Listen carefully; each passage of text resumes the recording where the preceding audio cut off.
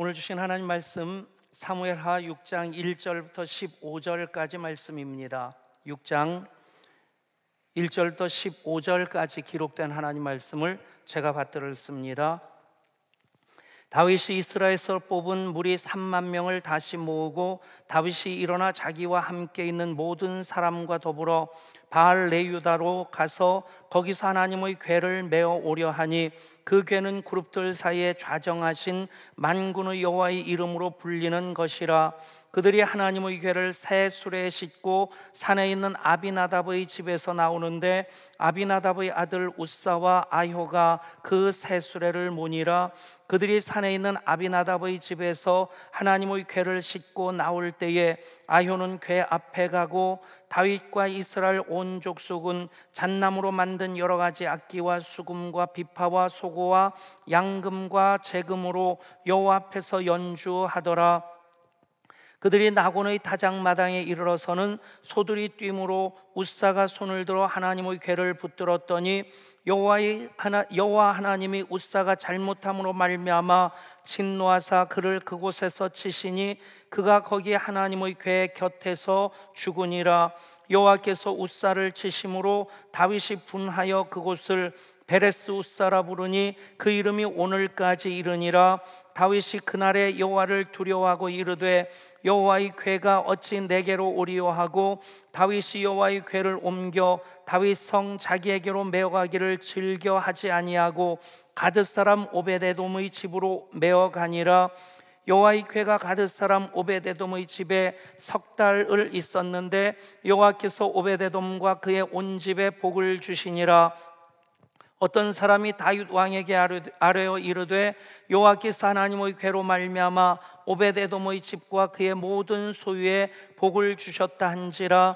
다윗이 가서 하나님의 궤를 기쁨으로 메고 오베데돔의 집에서 다윗성으로 올라올새 여호와의 궤를 맨 사람들이 6걸음을 가매 다윗이 소와 살진 송아지로 제사를 드리고 다윗이 여호와 앞에서 힘을 다하여 춤을 추는데 그때 다윗이 에봇을 입었더라. 다윗과 온 이스라엘 족속이 즐거이 환호하며 나팔을 불고 여호와의 궤를 메어 오니라.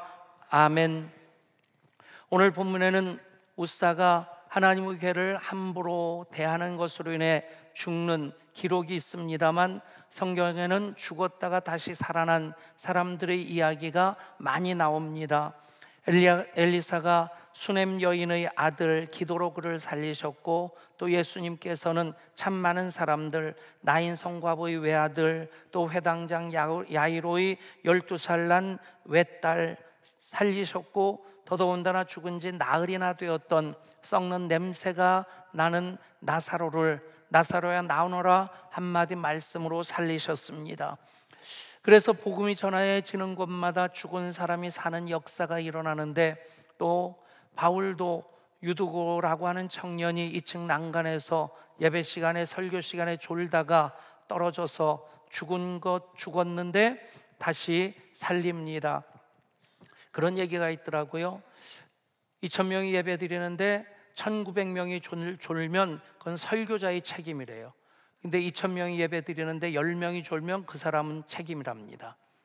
그러니까 유도가가 예배 시간에 졸았던 것은 물론 말씀이 밤늦게까지 계속했던 바울의 책임일 수도 있겠지만 졸았기 때문에 난간에서 떨어진 것이죠. 그럼에도 그를 다시 살립니다. 참 놀라운 일이고 귀한 일입니다. 그런데 성경은 이렇게 죽었다가 다시 산 사람들에 대해서 부활했다라는 단어를 쓰지 않습니다. 소생했다는 단어를 씁니다.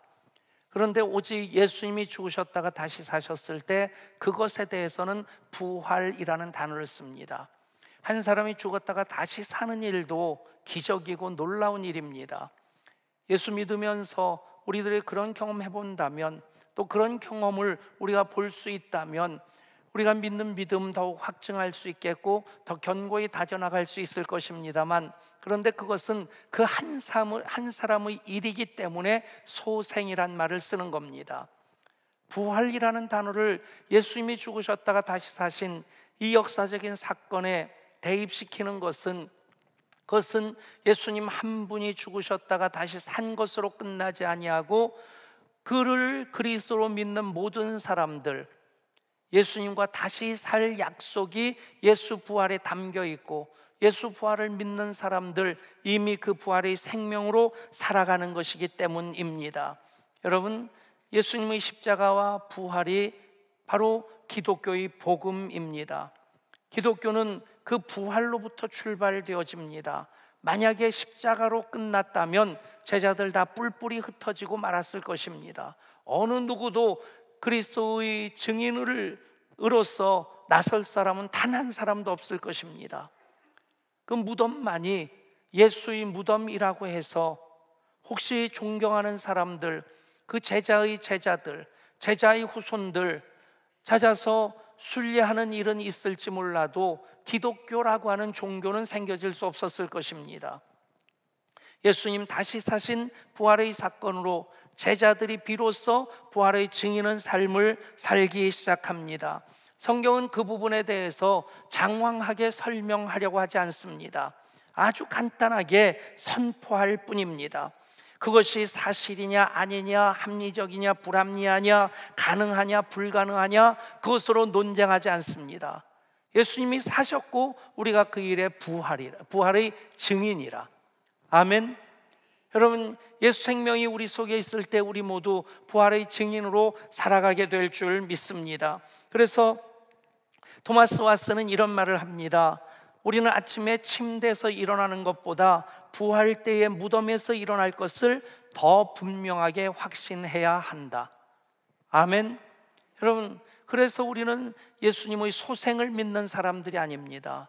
예수님이 소생하셨다면 그냥 깨어나셨다가 다시 죽는 것으로 끝나는 겁니다. 예수님 부활하셨습니다. 부활하신 예수님 우리 주님이십니다. 그분을 믿는 믿음으로 우리는 이 시간 예배하고 있습니다. 이제 부활하신 예수님 앞에서 우리는 사순절 6주간 지나고 고난주간 1주간 지나면서 또 코로나19의 상황 속에서 의도적이든 의도하지 않든 그 사순절에 더 집중할 수 있었던 것 나름대로 은혜라 생각합니다. 평소에는 전혀 소중하게 여기지 않았던 일상적인 것들, 그 하나하나가 얼마나 큰 은혜이며 축복인지, 여러분, 우리가 그 과정을 통해서 예수 부활에 집중하지 않는다면 그것은 다 흘러가 버리고 말 것입니다. 이제 오늘 말씀 통해서 우리가 다윗이 여호와의 법궤 앞에서 춤을 췄듯이 부활하신 예수님 앞에 춤을 추는 예배자가 되기를 소원하고 또 결단하는 마음이 우리 가운데 있어야 될 줄 믿습니다. 한번 따라 하실까요? 우리는 부활하신 주님 때문에 기뻐 춤을 추는 예배자입니다. 아멘. 여러분, 오늘 말씀을 통해서 이미 다윗에 대한 이야기는 지난주부터 시작되어졌습니다. 그리고 다윗 이야기는 성경에 사무엘 상하 대부분이, 역대상 대부분이, 시편 150편 중에서 쉬운 5편이 다윗의 시라고 하는 제목으로 그렇게 기록되어져 있습니다. 구약에서 800번 언급되어지고 신약에서 80여 번 언급되어지는 다윗 이야기를 우리가 그렇게 많이 해야 되는 이유가 무엇일까? 다윗이 착했기 때문입니까? 성실했기 때문입니까? 물론 그 부분도 포함될 수 있겠지만 다윗을 향해서 하나님께서 이는 내 마음에 맞는 사람이다, 내 마음을 따르는 사람이다 말씀하셨던 그 첫 번째 이유는 바로 다윗은 예배자였다는 것입니다. 예배자로서 다윗, 예루살렘 성전을 별명으로 얘기할 때 다윗의 장막이라고 얘기를 합니다. 구약의 찬송가라고 불리워지는 시편 150편까지를 거기 다윗의 시라고 쓰여져 있는 것은 55편밖에 안 되지만 전체를 일컬어서 다윗의 시편이라고 얘기를 합니다. 왜 그러겠습니까? 다윗의 다윗됨은 바로 예배에 있습니다. 예배자로서 다윗을 볼 때 가장 예배자다운 모습이 무엇이었을까? 하나님의 법궤 앞에서 춤을 추는 다윗이었다는 것입니다. 다윗이 하나님의 법궤 앞에서 춤을 췄다면, 법궤 앞에서 춤을 추는 예배자였다면, 우리도 마땅히 부활하신 예수님 앞에서 춤을 추는 예배자가 돼야 될 줄 믿습니다. 주일 낮 예배 때도 춤을 추면 좋겠는데 가장 어울리는 시간이 언제일까? 금요 성령 집회입니다. 가끔씩이라도 오셔서 함께 춤을 추며 예배하는 여러분 모두가 될 수 있기를 소원합니다. 아멘. 여러분, 오늘 말씀의 전체적인 분위기는, 그 흐름은 그것입니다. 하나님께서 다윗을 왕으로 세우시고자 사무엘을 통해서 기름 부으시고 많은 연단의 과정을 통해서 15년 가까이 되는 그 시간을 통해서 계속해서 사울의 창끝을 피해 도망다니게 하고, 또 침을 수염에 그적거리면서 미친 척하면서 위기를 모면하기도 하고, 그런데 그 과정을 통해서 하나님은 하나님을 더 의뢰하게 하셨고, 하나님을 의뢰하는 다윗은 예배자로서 하나님과 동행하는 삶을 이어올 수 있었습니다. 그렇게 연단되었을 때 정금같이 단련된 예배자가 되었고, 그 예배자로서 아름다운 모습이, 절정에 달한 그 모습이 바로 하나님의 임재 앞에서 춤을 추는 그 모습인 것입니다. 법궤와 이스라엘 백성들의 역사는 같이 갑니다. 엘리의 그 두 아들, 불량한 제사장들인데, 그들이 블레셋과의 싸움에서 자기들의 실력은 이길 수 없으니까 하나님의 법궤를 전장으로 끌고 와서 법궤의 신묘막측한 그런 능력으로 블레셋을 이길 수 있을까 기대를 했었는데, 오히려 법궤를 빼앗겼습니다. 하나님께 영광을 돌리는 것은 마땅한 것인데 그 하나님의 영광을 이용하는 것, 하나님 기뻐하지 아니하십니다. 그랬다가 다곤 신전에 그 법궤를 넣어놨는데 다곤 신상들이 다 깨어지고 머리가 부셔지고, 놀란 그들이 베세메스라고 하는 이스라엘의 한 작은 도시로 이 법궤를 실어서 아직 멍에를 메어보진 않은 암소에게 수레를 지워서 그것을 지고 가게 합니다. 새끼를 떼어놓고 새끼가 엄마 우는데 그 방향을 틀면 그것이 하나님 뜻이 아니고 그대로 베세메스로 새끼가 우는 그 울음소리에도 불구하고 법궤를 메고 가면 그것이 하나님께서 함께 하시는 것이다, 하나님의 뜻이다 라고 블레셋 사람들이 생각하고 그랬을 때, 베세메스로 가는 소는 좌로도 우로도 치우치지 아니하면서 그 길을 갑니다. 그리고 나중에 베세메스의 사람들이 어떻게 합니까? 그 법궤를 메었던 수레를, 그것을 장작 삼아서 또 그 법궤를 끄는 수레를 메고 왔던 그 소를, 암소를 잡아서 하나님께 번제를 드립니다.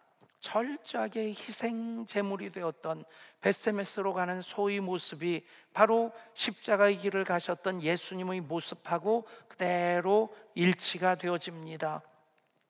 그 법궤를 다시 이제 왕이 된, 유다의 왕으로 7년 6개월이 있었고 통일 이스라엘의 왕이 된 다윗이 여부수 족속의 땅인 예루살렘을 점령해서 그것을 다윗성, 시온성으로 삼습니다.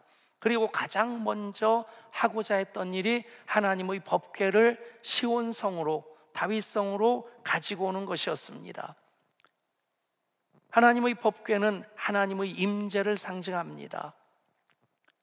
아카시아 나무로 만들어졌지만 금으로 쌌습니다. 그 판은 금 한 달란트를 쳐서 만든 두 그룹 천사가 날개를 마주하고 있고, 그 사이를 시은소라고 해서 1년 한 번 대속죄일에 대제사장이 어린 양의 피를 받아서 마지막 한 방울 부어드릴 때 이스라엘 모든 백성들의 죄가 온전히 사함을 받게 됩니다. 바로 그 일을 예수님께서 십자가에서 하신 것이죠. 법궤의 모양 보시면 이렇게 생겼습니다. 그림을 보면 다 상상해서 그리는 것이기 때문에 뭐 비슷하기는 하지만 똑같지는 않습니다. 그리고 그 시은소, 날개를 마주하고 있는 그 한가운데 장소 아래입니다. 그리고 법궤 안에는 무엇이 들어있느냐? 모세의 두 돌판, 십계명 두 돌판이 들어있고, 또 거기에는 아론의 쌍난 지팡이가 들어있고, 또 광야에서 40년 동안 먹여주셨던 만나를 담은 돌 항아리가 들어있습니다. 그 법궤는 그대로 하나님의 임재를 상징하는데, 두 돌판은 하나님, 말씀하시는 하나님이시라는 뜻입니다. 그리고 아론의 쌍난 지팡이는 구원하시는 하나님의 의미가 있고요. 그리고 만나를 담은 돌 항아리는 공급하시는 하나님이십니다. 그리고 그 위 속죄소는 용서하시는 하나님.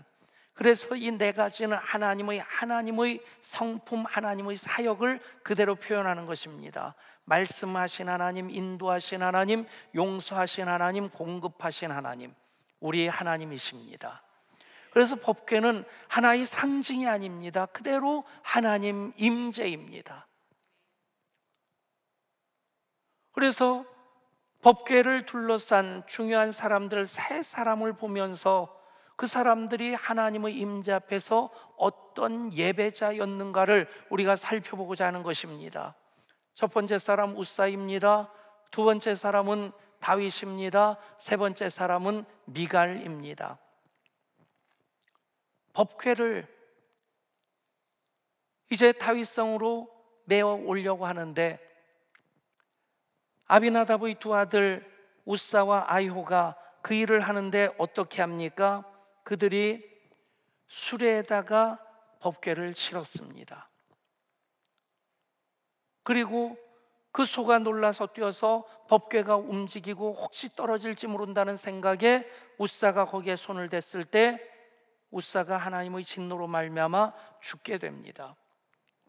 많은 주석가든지 성경학자든지 신학자든지 이 부분에 대해서 하나님 살리시는 하나님이신데, 생명의 하나님이신데 그 상황에서 왜 우사에게 진노하시고 우사를 죽게 하셨을까?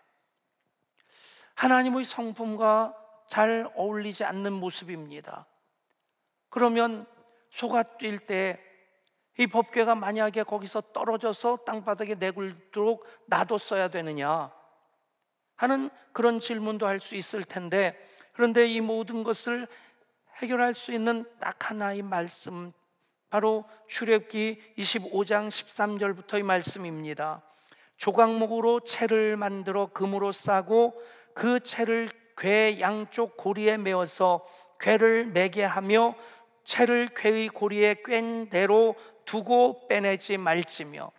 다시 한번 그림을 보시면 이런 모습으로 법궤를 옮겨가야 되는 것입니다. 법궤는 항상 그 궤에 고리가, 그 막대가 끼워져 있고 그것을 언제나 구별된 제사장들이 메고 움직여야 되는 거죠. 거기서부터 문제가 있었다는 겁니다. 블레 사람들은 블레 사람이니까 벳서름으로 가는 그 수레에 소를 수레에 메우고 수레를 소에 메우고 그리고 법궤를 싣고 보낸 겁니다. 그런데 우사도 아비나답도 아효도 그래서는 안 되는 겁니다. 여러분, 요즘 같다면, 복음의 시대라면 하나님 그렇게 하지 않으십니다. 그런데 이제 법궤가 다윗성으로 들어오는 그 때에 하나님께서 개입하셔서 이 하나님의 법을 어기는 것을 그냥 묵과하셨다, 묵인하셨다, 그러면 예배의 법은 다 무너지는 겁니다. 예배는 영으로만 드리는 것이 아니라 진리로도 드려야 되는 것입니다. 떡잎이 처음 싹을 틔우기 시작할 때 될성부른 나무는 떡잎부터 한다. 여러분, 떡잎에 벌레가 물면 그냥 놔둘 수가 없습니다. 그 벌레를 잡아줘야지 떡잎이 상하게 되면 그 다음에 싹이 제대로 자라질 않습니다. 이미 다 큰 다음에는 나무 전체에 나뭇잎에 벌레가 하얗게 쓸어서 나뭇잎을 다 갉아먹어도 나무가 안 죽습니다. 그런데 떡잎을 만약에 벌레가 갉아먹으면 그것은 자라지 못하고 죽습니다. 여러분, 긴급하게 하나님께서 개입하셨다는 것입니다. 무엇입니까? 왜 그렇게 하셨습니까? 예배는 영과 진리로 드리는 예배인데 편리하게 자기 임의의 방법대로 예배를 드려서는 안 된다라고 하는 것을 하나님께서 분명히 웃사의 죽음을 통해서 경고하신 것입니다. 목사를 비롯해서 모든 예배 사역자들, 바로 웃사가 빠졌던 이 함정에 빠지지 않도록 조심해야만 합니다. 목사의 사명은 무엇입니까? 설교를 잘 준비해서 은혜를 끼치는 것이 목사의 사명입니까? 우리 찬양대의 사명은 찬양을 잘 준비해서 정말 화음 맞는 아름다운 찬양을 하는 것입니까? 우리 찬양팀이라든가 우리 세션이라든가 예배를 섬기는 모든 예배 사역팀들이 있습니다. 기억하십시오. 그 모든 것은 예배를 예배되기 위해서 나를 사용하시는 그 일이지, 그 일로서 내 예배가 끝나는 것이 되어서는 안 됩니다. 여러분, 목사도 예배의 자입니다. 당연히 그래야 하는 것이지만 저는 예배하면서 제가 예배자로 하나님께 예배한다는 것에 대해서 얼마나 저는 감사한지 모릅니다. 얼마나 그것이 소중한지 모릅니다. 여러분, 예배를 기획할 수 있습니다. 이번에도 진짜 오랜만에 양주 기독교연합회에서 우리 교회에서 새벽 연합 예배를 드리지 않게 되었기에 우리가 따로 예배를 드렸습니다. 또 성금요일 예배도 코로나19 상황에서 성찬식을 할 수 없겠기에 나름대로 생각을 해가지고 성금요일 예배, 부활절 새벽 예배 그것을 준비하고 그것을 연습하고 얼마나 많이 연습했는지 모릅니다. 또 그것을 뒤에서 돕기 위해서 방송팀이 얼마나 신경을 곤두세우면서 그 일들을 했는지 마땅히 그래야 합니다. 그러나 거기에서 머물러서는 안 됩니다. 그것이 나의 예배가 되게 해야 됩니다. 아멘. 혹시라도 사역하는 것 때문에 내가 하나님을 예배하는 것에 조금이라도 소홀했다고 느껴진다면 여러분 또 한 번 예배를 드리십시오. 그렇게 해서라도 내가 영과 진리로 드리는 예배자로서 온전히 하나님 앞에 서야 된다는 것입니다.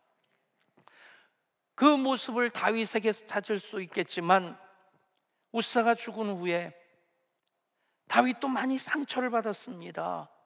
하나님, 이러면 제가 어떻게 법궤를 예루살렘 성으로 가져올 수 있겠습니까? 다윗도 나름대로 기분이 언짢았겠죠. 그래서 그것을 가드 사람 오베데돔의 집에 머물게 합니다. 가드는 블레셋의 도시입니다. 오베데돔이라고 한다면 당연히 블레셋 사람일 수 있는 겁니다. 이방인입니다.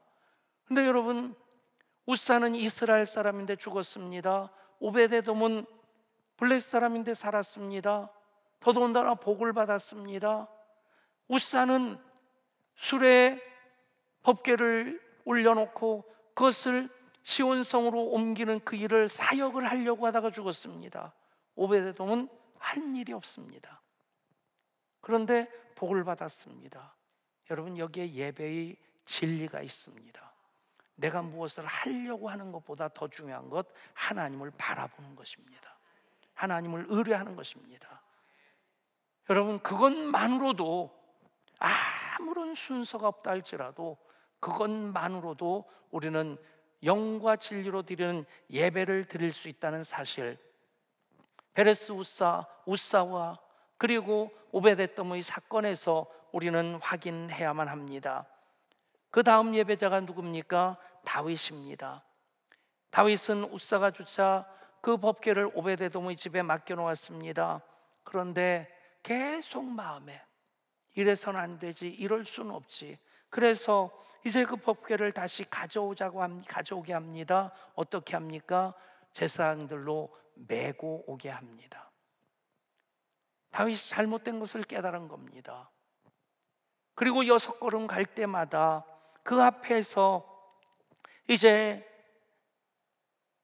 다른 이들이 그 살찐 소와 살찐 송아지로 제사를 드리면서, 그리고 다윗이 힘을 다하여 춤을 춥니다.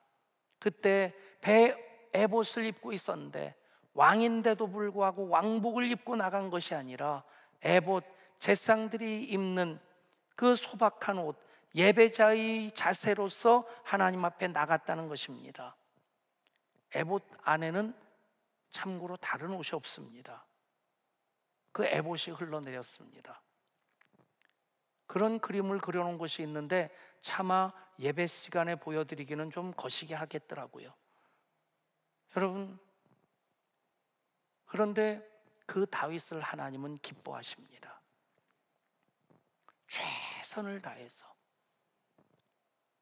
하나님 앞에서 춤을 추는데 사람들의 시선, 사람들의 판단을 인식하지 아니하고 온전히 예배하는 그 다윗을 하나님 기뻐하셨습니다. 구약 성경에서 예배를 뜻하는 단어 중에 샤하라는 단어가 있습니다. 샤하라는 말은 경배한다, 엎드린다는 뜻입니다. 여러분, 예배는 엎드리는 것입니다. 성경에 보면 하나님 앞에 엎드리는 일들이 많이 있습니다. 아브라함이 엎드렸습니다. 눈을 들어본즉 사람 셋이 맞은편에 서 있는지라 그가 그들을 보자 곧 장막문에 달려가서 영접하며 몸을 땅에 굽혀. 욥이 엎드렸습니다. 욥이 일어나 겉옷을 찢고 머리털을 밀고 땅에 엎드려 예배하며, 느헤미야가 엎드렸습니다. 에스라가 위대하신 하나님 여호와를 송축하며 모든 백성이 손을 들고 아멘 아멘 하고 응답하고 몸을 굽혀 얼굴을 땅에 대고 여호와께 경배하니라. 모든 백성이 엎드렸습니다. 온 유다와 예루살렘 주민들도 여호와 앞에 엎드려 여호와께 경배하고, 그리고 24 장로들도 엎드렸습니다. 24 장로들이 보좌에 앉으신 이 앞에 엎드려 세세토록 살아계신 이에게 경배하고 자기의 관을 보좌 앞에 드리며 이르되. 여러분, 여기서 엎드린다는 것이 다 샤하입니다. 예배한다는 것입니다. 24장로는 자기들의 면류관을 어린 양이신 보좌에 앉으신 이에게 드립니다. 왜 드립니까? 나는 아무것도 아닙니다. 나는 은혜로 사는 사람입니다. 나의 나됨을 모든 것을 다 주님께 드립니다. 그것이 관을 벗어 드리는 것입니다. 여러분, 다윗은 그렇게 예배했습니다. 다윗은 하나님의 임재 앞에 덩실덩실 춤을 추며 예배했습니다. 또 한 사람의 예배자가 나옵니다. 미갈입니다. 미갈은 다윗은 아내인데 대표적인 정략적인 결혼으로서 맺어진 사랑의 관계도, 사람이 사랑한다고 하는 것 유리구슬처럼 깨지기 쉬운 것인데, 그런데 정략적인 결혼을 한 다윗과 미갈의 사이는 순탄하지도 않았고 행복하지도 않았습니다. 사울이 빼앗아 다른 사람에게 주기도 했고 다시 다윗이 왕이 되어 그를 되찾아오기도 했습니다. 인간적으로 보면 굉장히 참 불행한 여인이 미갈이다라고 볼 수 있을 텐데, 그러나 여러분, 예배에도 불행한 사람이 되면 안 됩니다. 만약에 미갈이 예배로 행복했다면 그의 인생이 인간적으로는 불행한 요소들이 아무리 많다 할지라도 활짝 꽃피울 수 있는 인생이 되지 않았을까? 공주였습니다. 왕의 딸. 나름대로 체신이 있고 나름대로 품위가 있습니다. 그것으로 하나님의 임재 앞에 춤을 추는 다윗을 비웃습니다.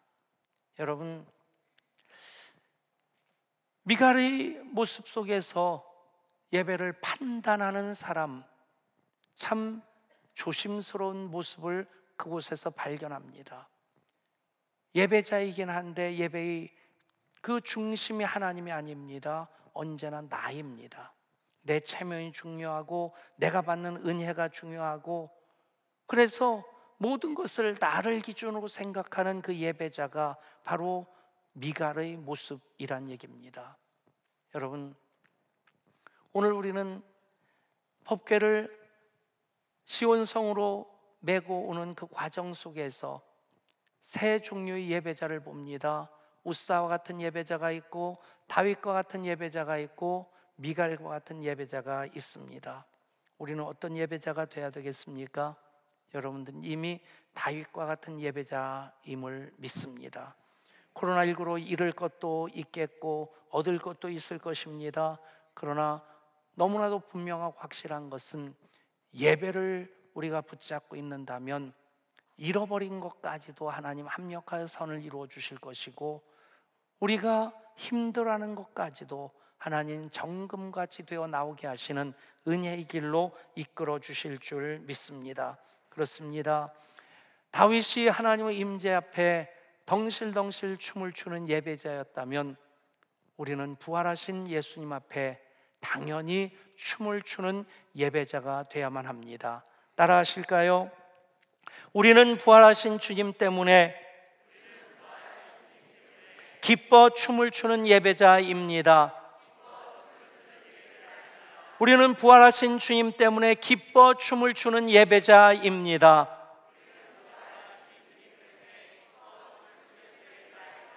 아멘. 기도하겠습니다. 하나님, 다윗의 사건 속에서 또 예배의 그 소중함을 보게 하시니 감사드립니다. 하나님의 임재 앞에 춤을 추던 예배자 다윗을 보면서 부활하신 우리 주님 앞에 춤을 추는 예배자 되게 하여 주옵소서. 그 기뻐 춤을 추며 예배할 때에 그 예배의 거룩한 영향력이 우리 가정과 자녀들, 기업 가운데, 사역과 비전 가운데 가득 채워져 거룩한 영향력으로 흘러가게 하여 주옵소서. 우리 주 예수 그리스도 이름으로 간절히 기도드리옵나이다.